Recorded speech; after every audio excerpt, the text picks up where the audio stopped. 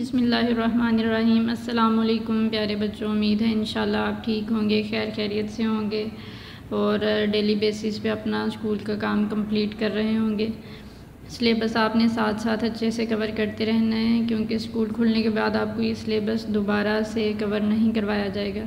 तो इसलिए रोज़ का काम रोज़ क्या करें, ताकि आपके सिलेबस का और पढ़ाई का कोई लॉस ना हो और आपको बाद में सिलेबस कवर करने में या लर्न करने में कोई मुश्किल भी ना हो। नेक्स्ट आज हमारी एक्सरसाइज है 2.18 और SLO है हमारा आज का। Plot graph of y is equal to mx and y is equal to mx plus c। y is equal to mx और mx का प्लस c का मतलब है ये कोई इक्वेशन होगी किसी भी तरह की, तो उसमें या तो कांस्टेंट नंबर भी शामिल हो सकते हैं और कांस्टेंट नंबर्स के बगैर भी हो सकती है y is equal to mx वाली फॉर्म में। अब फर्स्ट पार्ट है इसका, determine the quadrant of the coordinate plane in which the following points lie. Determine करना है आपने, क्वाड्रेंट बताना है कि किस क्वाड्रेंट में ये आपके पॉइंट्स लाई करते हैं। वैसे तो ये सेम एक्सरसाइज हमने 7th क्लास में भी पढ़ी हुई है, ये इसको रिकॉल करने की ज़रूरत है दोबारा से। तो इसमें सबसे पहले हम कोऑर्डिनेट प्लेन बनाएंगे, फिर उसमें देखेंगे कि ये पॉइंट्स जो हैं ये किस क्वाड्रेंट में जाके लाई कर रहे हैं। यहाँ पे अगर आप देखें तो ये कोऑर्डिनेट प्लेन बना हुआ है, इसमें यहाँ पे x वाले नंबर्स होते हैं, x की वैल्यूज़ होती हैं और प्लस वाली होती हैं 1 2 3 4। यहाँ पे y की वैल्यूज़ होती हैं 1 2 3 4 प्लस वाली वैल्यूज़। यहाँ x नेगेटिव वैल्यूज़ होती हैं -1 -2 -3 -4 और सो ऑन।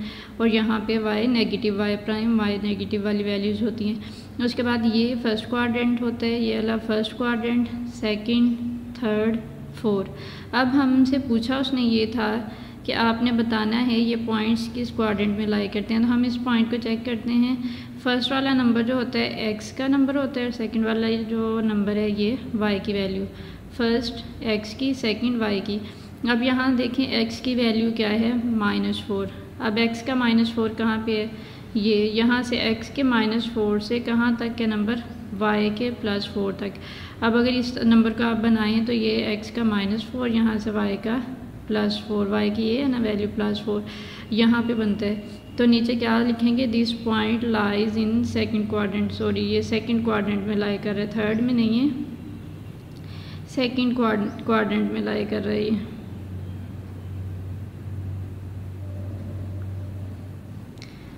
तो उसके बाद है नेक्स्ट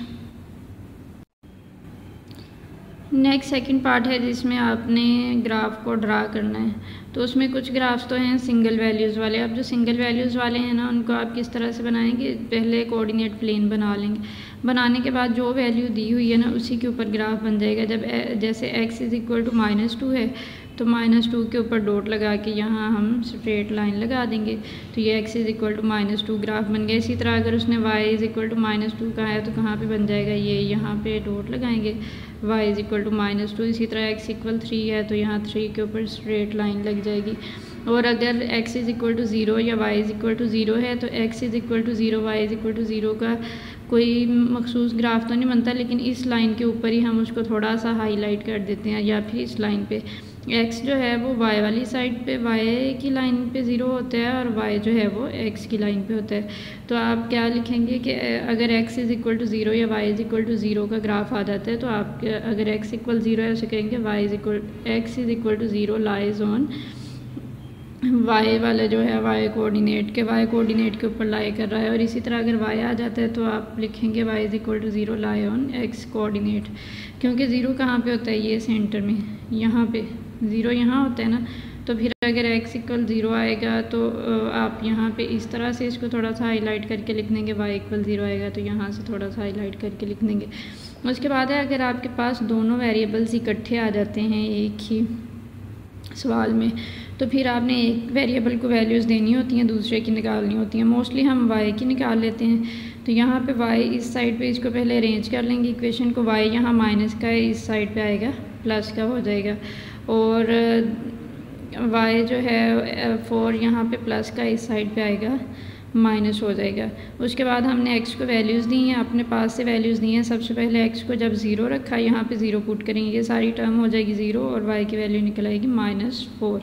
फिर x को 1 दें वैल्यू, 2 1 ज़ा 2, 2 - 4 करेंगे तो -2 आ जाएगा। फिर x को 2 रखें, 2 2 ज़ा 4, 4 - 4 0। फिर 3 रखें, 3 2 ज़ा 6, 6 - 4 क्या आ जाएगा, 2 आ जाएगा। फिर अब ये जो वैल्यूज़ निकली हैं इनको हमने पेयर की फॉर्म में लिख लिया, फर्स्ट x का नंबर, सेकंड y का। अब बनाना सेम इसको ऐसी है फर्स्ट वाले क्वेश्चन की तरह।